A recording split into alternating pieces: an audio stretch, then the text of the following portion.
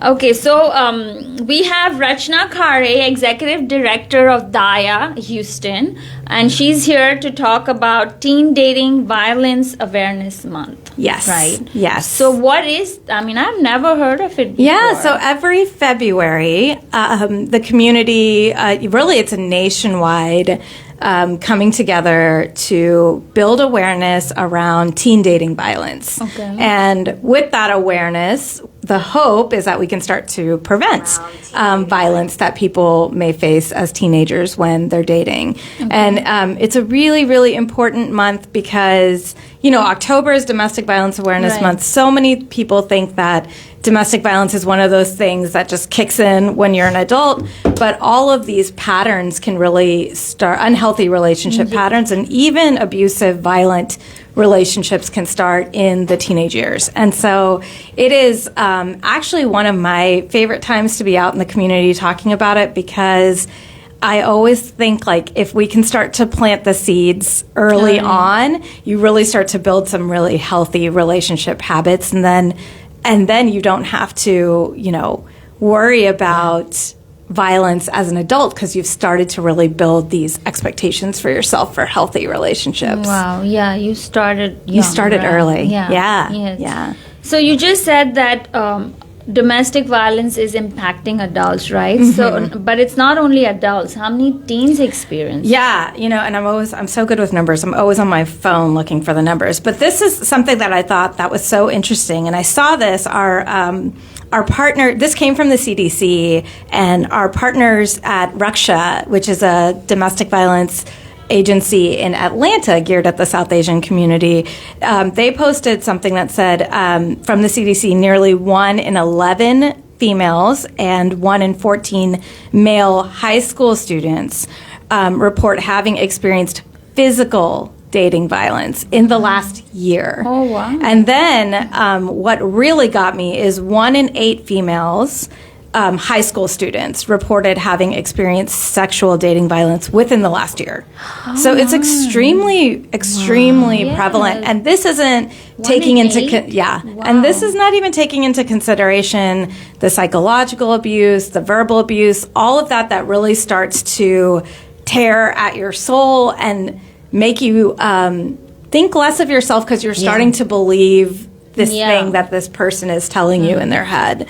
You start to believe that in your own head, and it really does because so much harm to your self-esteem. You're so young, you should be to experience if that's the picture you start to paint of yourself. Exactly. Right, because the person that you love and who supposedly loves you is telling you that. Yeah. That's the mirror you kind of hold up to yourself, and that becomes it's so long-term damaging, much more than, a broken bone or a bruise. I really worry about teens because you're building your self-resilience and your sense of self at that age. Yeah. And if those are the messages you're getting from the person that you're prioritizing, that's what you're going to start to internalize. Yes, it's unfortunate. Absolutely.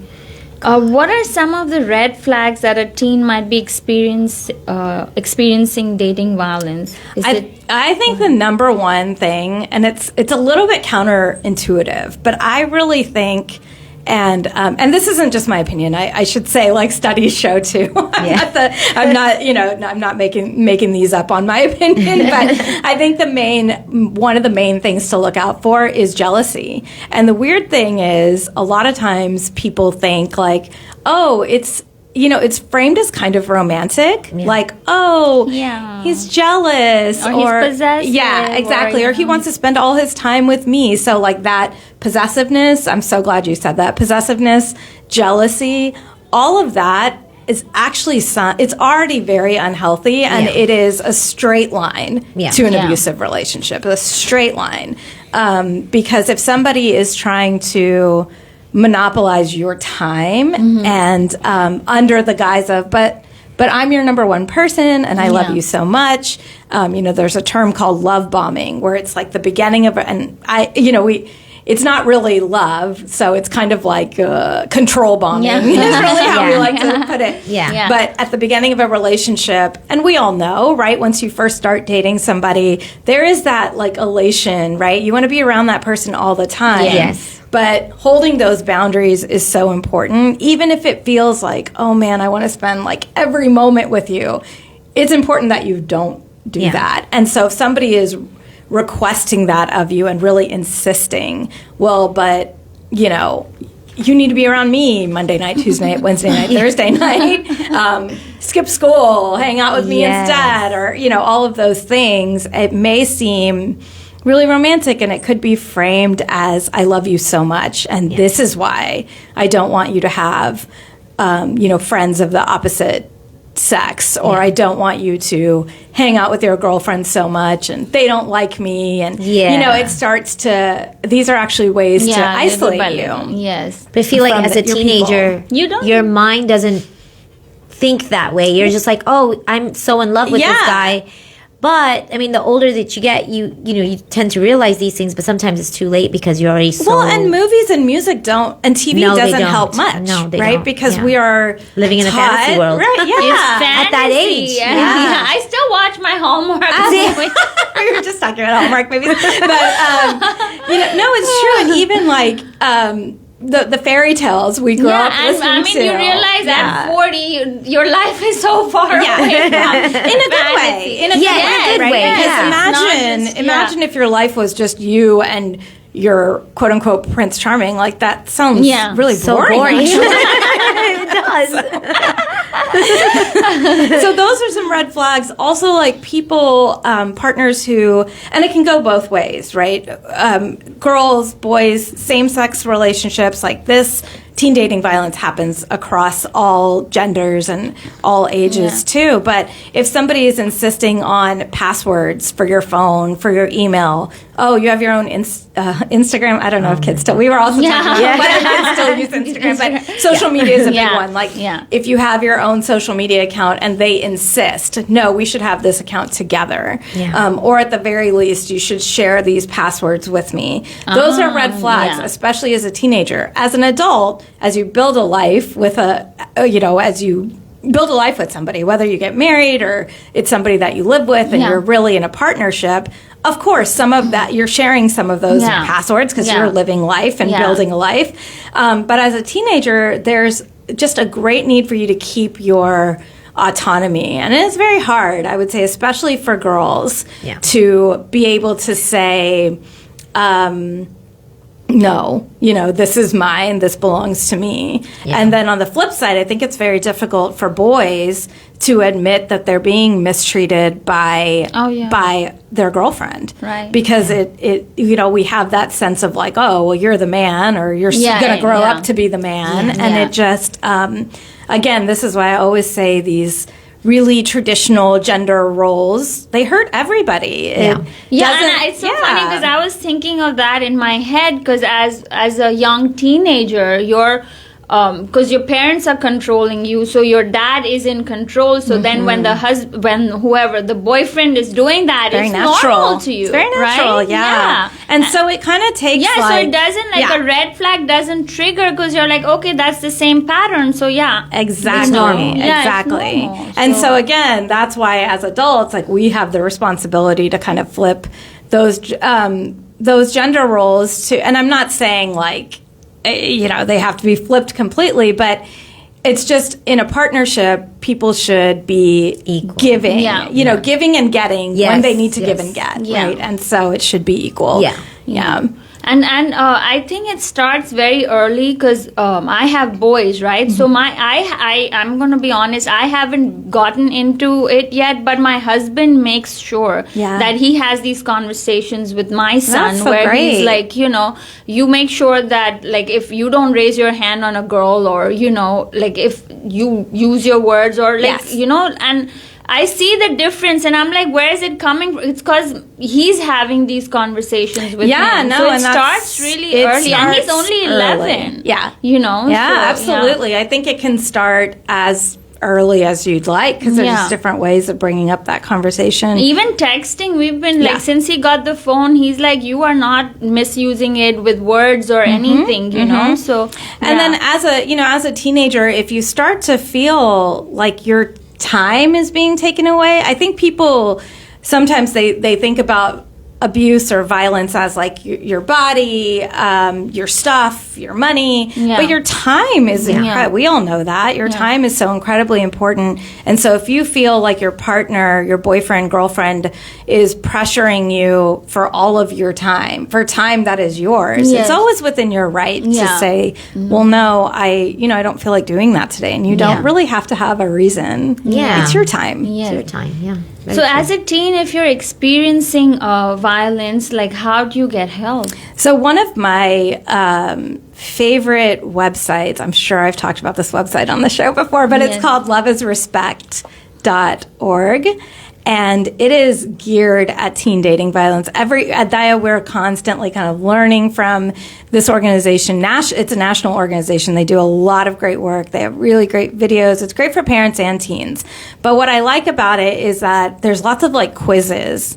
I don't know about y'all. When I was a teenager, I loved like magazine quizzes. Like, things like that. Yes. And so I guess I still do. Right? Yes. I mean, it's like one of those things. But they have all these great quizzes where you can kind of diagnose things within your own relationship, and there's space to be really honest with yourself on whether you're experiencing abuse. But as a teenager, I would say one of the most important things that you can do if you find yourself in an abusive relationship is to find an adult that you can trust. It's difficult. It doesn't have to be your parents, because as you were saying, a lot of times people have that controlling dynamic with their parents too. It can be an aunt, an uncle, it can be a friend's mom, it could be a teacher or a school counselor. And then the other thing, because sometimes talking to adults in general can be difficult at that age. So I would also say that the sooner that we start to rely on one another as friends, the better it is. And sometimes your friends aren't going to have, most of the time, your friends aren't going to have all the answers. And in the end, it's your life and it's your choices. But to be able to have somebody to talk to you about those things is really important. And so if you're not ready to like speak out to an adult, who are your best friends that you can really trust and that you know that they'll keep your confidences? Because it can be really scary to come forward, and there can be retaliation. There often is in abusive relationships. In teenagers and adults too. Okay. What risk should parents and teens be aware of that us adults may be unaware of? I think that the thing that we can all admit is that it's kind of awkward, right, for teenagers to talk to their parents, and for parents to bring this up with their teens. It is an awkward conversation, but that's why I like the sooner you start it, the sooner you start to bring age-appropriate discussions about healthy relationships into a child's life, the better it is. You can start doing that at 2 years old. We talk about you don't have to hug this uncle or auntie if you don't want to. Right? Exactly. I mean, it's like a really. I love that. That's starting to. I see that happen a lot more. And I think that the sooner that we start the conversations, just the better it really is. And then you can start building on those conversations, and you'll have built that trust with your child. Okay.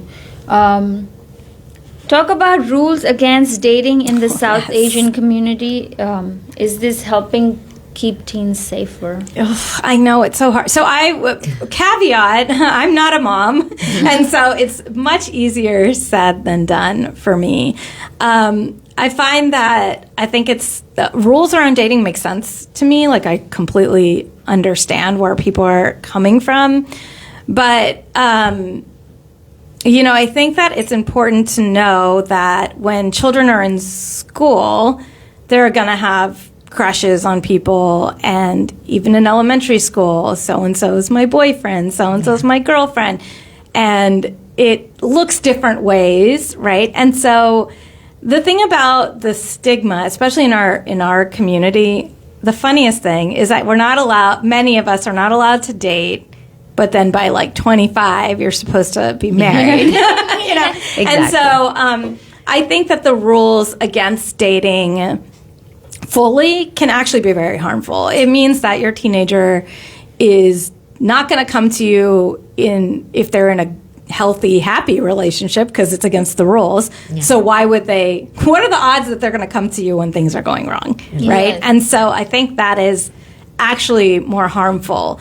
However, I do think that parents can do a really important job in setting boundaries and rules around what dating looks like at different ages. I know that when I was in high school, I had like 11 p.m. curfew, right? And it didn't, like, I had to make that, that was a rule. And I was allowed to date, but I wasn't allowed to, like, be at my boyfriend's house alone, right? So things like that. Like, I think it's completely fair to have rules, of course, and, rightfully so. Of course, I broke that rule from time to time, right? Like, that happens too. Yeah. But I think, like, setting that expectation is really great, because then you're creating a space where children and teenagers are allowed to grow and explore and be really human and build relationships, which is a really important life skill. Yeah. But they're doing so with boundaries and within the context that's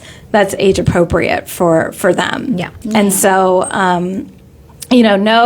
I understand that parents kind of have these hard and fast rules, like no dating ever. But I would encourage parents to think about, like, how they can be more creative with rules like that. Okay, maybe you can have a boyfriend or a girlfriend or be in a relationship, but maybe it's you have to go on group dates. You can only go out if other friends are going. You can go to a movie or, I think that it's better to allow it with the rules around it than it is to just give you a blanket statement of, like, don't do this. Yeah. And who says when you say don't do it, it's not happening behind your back? Right. Like, I mean, we've all been teenagers. And I think that's the key, is that you want to keep the communication lines open. Yes.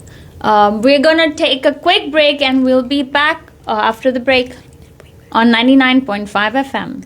On 99.5 FM, we are in conversation with Rachna Khare from Daya, and we're talking about teen violence, right? Yes. In dating. Yes. So what are some signs that parents should look out for? Yeah, I think this is a big one, because like we were talking about, parents play such an important role here. So if as a parent you create this culture of silence around dating and it's not allowed and this and that, your children are unlikely to come to you for advice, because by default they have to admit that they're breaking a rule in the house. Yeah. So I do think, like, keeping the lines of communication open are so important, and checking in on your children. Some of the red flags that you'll see, I think one of the most immediate things that you'll see that's probably even easier to see as a parent, because you're removed, is that if you see that your child is spending less and less time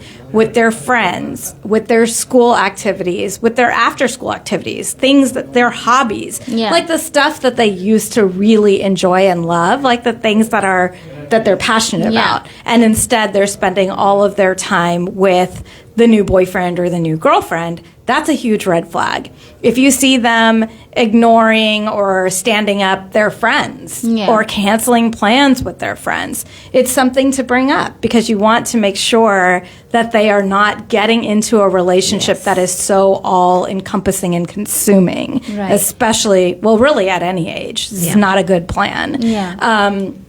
For things that, and then as that escalates, some of the things that you might see is, especially with teenage girls, saying, oh, I'm wearing this or not wearing this because my boyfriend or girlfriend has told me they don't want me to wear that. Mm-hmm. So telling somebody what to wear, and even in a way that's like, you know what, I think you look so much better when you don't wear any makeup. That's kind of like a little seed that is planted of I think that you're more valuable when you're not wearing makeup. And if you're talking about teenage girls who many of the times they wear makeup, it's not for the guy. It's for the artistry and for the girls and for the creativity aspect of it, you know. And it's so when you see that kind of control, what people are wearing, how people where people can go, who they're allowed to hang out with, what we've seen a lot of is if a if a teenage girl has a male friend, the boyfriend may say, you can't hang out with another guy alone. That's not okay. And we hear that message, right? Like that's like a message that is in society, it's become very acceptable. But actually, that is a sign of control and abuse. And every time somebody is starting to control your teenager, whether it's what they wear, where they go, who they hang out with, that's more power that they are gaining over the teenager. Right. So I feel like, what kind of reaction should a parent have when they see this? And the reason I ask this is, as parents, you tell your child not to do something, it's the total opposite because now they want to do it even more. Right? So and that partnered with again, that elation of first love, like it's so exciting and it's so romantic. I think that the best way to approach it is to talk to your child one-on-one. It doesn't necessarily have to be, it can be both parents, but it can also just be one if one is kind of close, if it's like mom is closer or whatever, or dad's closer, whatever that looks like. Maybe as parents, you decide who is the right person to bring this up. And the way to do it is to really, to say like, Sasha, I've been noticing that you've been spending less and less time with Lynn. Yeah. And I know that you and Lynn have such an important friendship, and my girlfriends are so important to me still now at my age. They're my backbone. And I'm just concerned, is something going on with you all? Or is it that your new boyfriend is telling you not to hang out with Lynn? Yeah. So putting that in a very non-judgmental way, also saying I understand it's so exciting to be in love for the first time, to have a boyfriend or a girlfriend for the first time. It feels really, and it is. It's important. It's exciting. But I want to make sure that you don't lose yourself in this process because you have to always be your first priority. Yeah. And I think especially as women, we're not told that enough. We're not told that we should always put ourselves first. But that's the reality of it. And I'd say that even to mothers who say, oh, no, but my child comes first.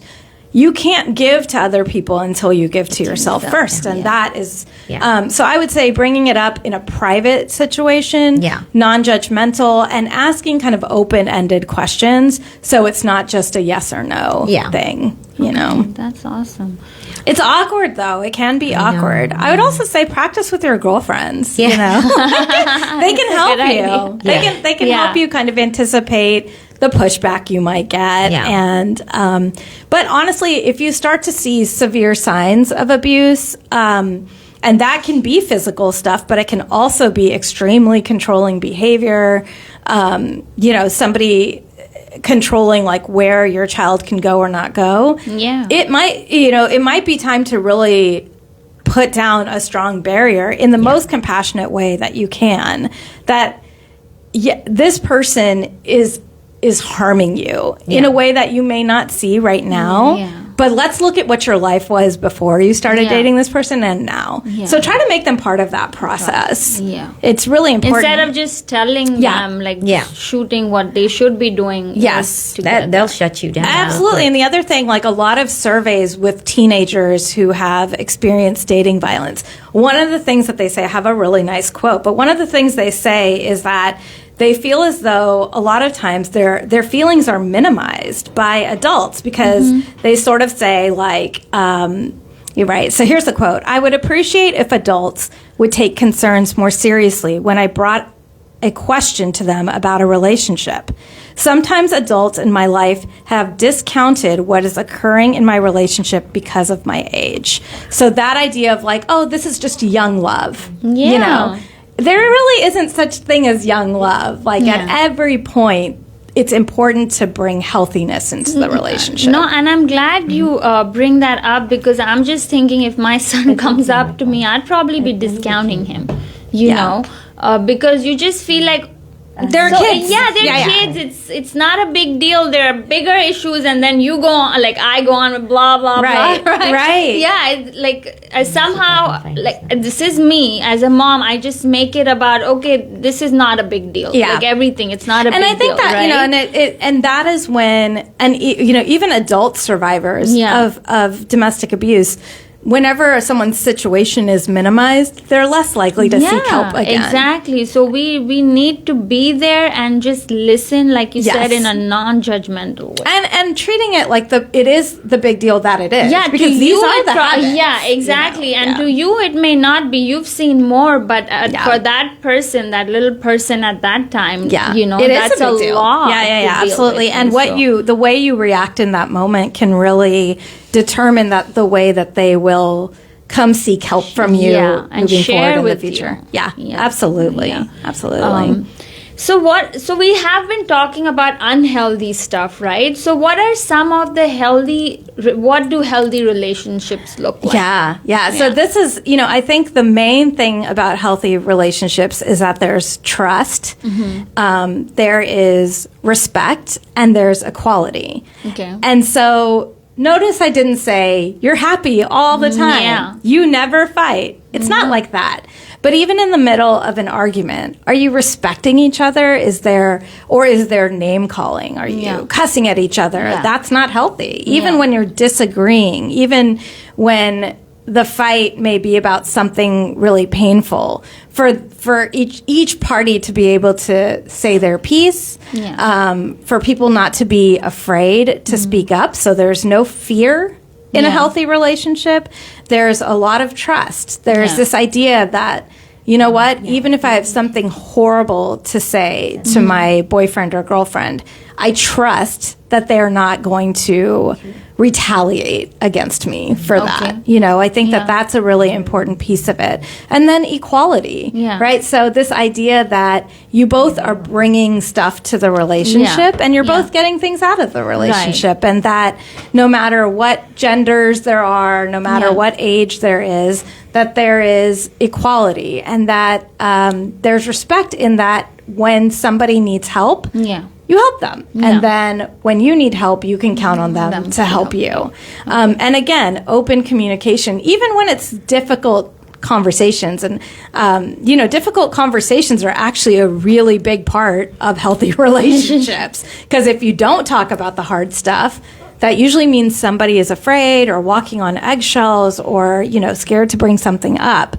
So it's important that you have those hard conversations and not worry about how that person's going to react or treat you or call you names. Yeah, and I'm so glad you talk about it, because like we've spoken about it many times, especially in our community, I feel like you're always walking on eggshells or you're shoving under the rug. Like it's like you don't want to talk about the bad stuff, but actually that's the hard stuff. The hard stuff is where the good stuff comes from. Yeah, I think you grow as, like, your relationship grows to another level. Absolutely. When you know, talk absolutely. About and it is hard to do. It's hard to do at any age. And so I like to say, like, to see teenagers doing this, to see teenagers talking about the difficult things, like, oh, I feel like, you know, I do love you a lot, but I miss hanging out with my friends. That's a hard conversation to have. Right. So helping teenagers have those conversations is really, really important. And again, you can like role play it out with them. Yeah. Maybe they don't want to do that with their mom or dad, but maybe they want to do that with an aunt or an uncle, an older sibling, a friend. Yeah. There's lots of people that can, you know, we talk about our community being so tight knit. This is where that closeness really comes into play. Like, how can you support each other to have healthy relationships? And then, of course, consent is extremely important. We heard that stat. 1 in 8 teenagers, high schoolers, have reported being sexually assaulted within the last year. And that's a CDC statistic. That is a lot of young girls. Yeah. And I think we grew up in this time and we continue to be in this space where consent is like, oh, what? I'm supposed to sign a piece of paper? No, that's not what consent looks like. It's about always checking in with the person, whatever level of like intimacy you're at. If it's holding hands, if it's kissing, if it's hugging, if it's sex, whatever it is, to always check in and say, like, are you okay? Does this feel good? Yeah. Is this okay? You know, and reading their cues. If they're being silent, I like to say silence means no. You know, there used to be that no means no thing, and I'm like, really? It's just wait for that yes. You know, that's really, really the most straightforward way to do it, because I want to believe that most young people aren't trying to hurt one another. I want to believe that most adults aren't trying to hurt one another. Right. But the more that we learn that we're not entitled to anyone's body, we're not entitled to their love, we're not entitled to their emotions or their time or their words. Yeah. It's all about, do I have the privilege of getting this from you? And you have to wait for that yes. Okay, that's good to know, especially for teenagers. They're like lots of pressure. So much pressure. So, what is a good age to start talking about dating violence? I say the age of like 2 or 3. Honestly, I really think that it can start with like, you don't have to hug somebody that you don't want to hug. I think that as they get into elementary school, people have crushes. I mean, who didn't have crushes in 3rd, 4th grade, right? Or, I mean, some people didn't, but a lot of people did. And reminding kids that like, it's fine. It's fine to like a girl. It's fine to like a boy. But you have to speak nicely to them. This whole idea of like, oh, he pulls your hair, that means he likes you. Who is raising those boys? I'm like, wait, you can absolutely not pull the hair of the person that you like. You shouldn't even pull the hair of the person you dislike. And then teaching girls that if they hear those messages or see those messages of like, oh, you have to play hard to get, or if a boy teases you, that means he really likes you. No, if your feelings are being hurt, this is not okay. A good thing. And so that whoever that is, and it goes both ways. Girls can tease boys when they quote unquote like them, but reminding your children that when you like somebody, it's okay to tell them. And if they tell you, oh, I like you just as a friend, that's a beautiful answer. It's wonderful to have friends, know, and those friendships are really important. And so you can continue to build on it as they get older. Yeah. But I think you can teach body autonomy as young as possible, as long as they understand the words you're saying, Okay. As hard as it is, when my nephews were real little, it's like if they are squirming and they don't want to cuddle with you, it sucks. But you got to give them that freedom starting. I don't know how the grandmas feel about that. Nannies are different. Nannies are exceptional. Yeah, I guess so. But I think it's like as soon as you start having those conversations, then you never have to have that one awkward one. Yeah, I think you're right. If you're talking about healthy relationships and role modeling that, right? Because those are cues, absolutely. that we give them. It's okay. It's not because they're seeing that 24/7. Yeah, and they're really observant and they're smart. Young kids and especially teenagers. Yeah, they're not dumb. Like even if you're trying to have that an argument in your bedroom so your kids don't hear. No. I mean, for the sake of and even the sake of your own relationship. Yeah. Build more respect in the arguments that you're having. Take out the name calling. Like do whatever you can to continuously work on the health of your relationship, because it all trickles down to your kids. Yes. Yeah. So many teens are hesitant to talk to their parents about dating. How can we break that barrier?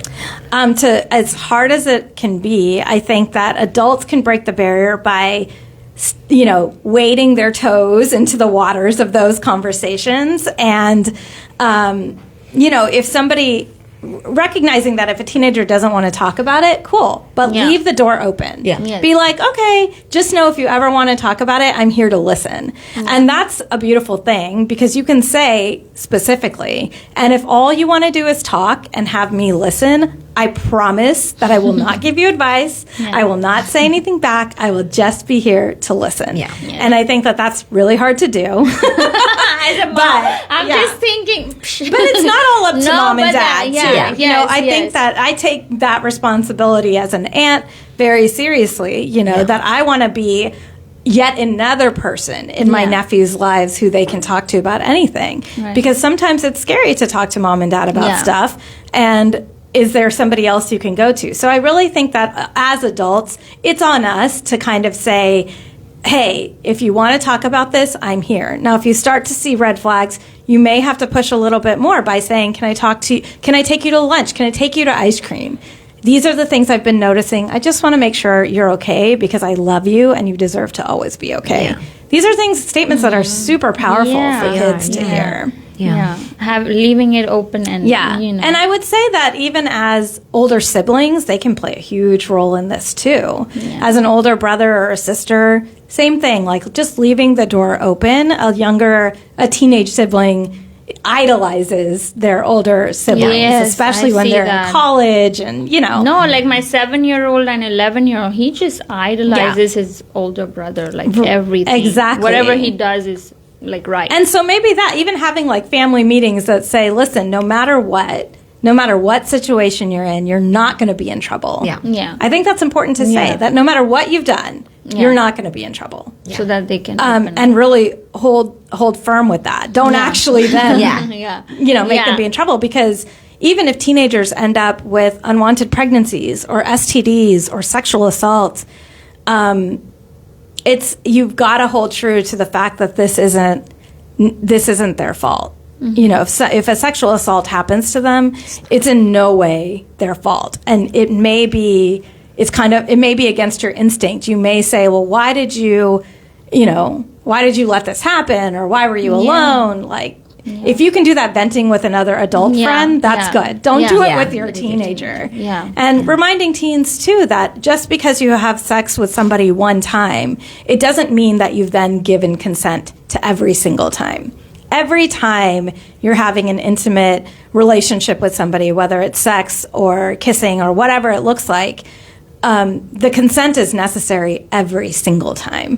And I think that's an important thing to remind your teenagers, because a lot of people feel like, well, if I've done it once, I guess I have to do it all the time. And that can lead to a lot of depression, anxiety, low self-esteem, and that's the stuff that sticks around for a really long time. Okay, that's good to know. I didn't know it was every time. Yeah, every single time. It's important that they are consenting, enthusiastically consenting, not just to make somebody happy. It's for them. Yes. Is Daya doing any events for teen dating violence awareness? We are. We're doing a film screening, actually, and it's on February 23rd. There's a great movie. It's called Plan B, and it is about a young South Asian girl who... there actually isn't dating violence in it. It's more about teenage reproductive rights. And so she is trying to get a Plan B pill. Her and her best friend are on a mission because she needs one, and which is also known as the morning after pill. And it is about, her quest to get this without her parents finding out, because she thinks that they will not understand. And I think it's a really wonderful movie to show how vulnerability between parents and children can lead to such great outcomes. We're doing it in person at Cafe Brazil on February 23rd. It's a free event. You just have to, purchase a food or drink, and then meet us out in the patio. And then at the same time, we will be doing it as a streamed event. So we're all the information will be on our website, dayahouston.org, and on our Facebook page on how you can join either in person or you can join the Hulu viewing party, where we'll also have a chat going so people can talk to one another. So we want to do a little bit of both options, because we know COVID is still going on, but we will be outside at the Cafe Brazil event. We ask that people please wear masks, and please come if you're vaccinated. And if you're not fully vaccinated yet, or if you've been feeling sick, join us online for it, because we'll have just as robust of a conversation for that. Awesome. And, the other thing is we're kind of this is like a first time I'm announcing this, but we're right at the cusp of finishing our planning to launch our teen dating hotline. Wow. And so it will be a free and confidential hotline for teenagers who need safety planning and free counseling on experiencing any form of dating violence. Wow. We're planning on launching it late this summer. So we're getting all of our, everything, all of our policies and procedures in place, especially because we're going to be working with teens and we want to make sure that we can keep their confidentiality. But we should be having, I'll come back when we have it all planned out, because we do think it's extremely important for South Asian teens and teens across Houston to have a phone number that they can call to receive free confidential safety services if they're experiencing dating violence and if they're living in a home where they don't have anybody to be able to talk to about it. That's amazing. We're excited. I think it'll be a wonderful way to really work on prevention and teach kids about healthy relationships and help them get out of unhealthy and abusive relationships at these younger ages before your lives are so intertwined with somebody.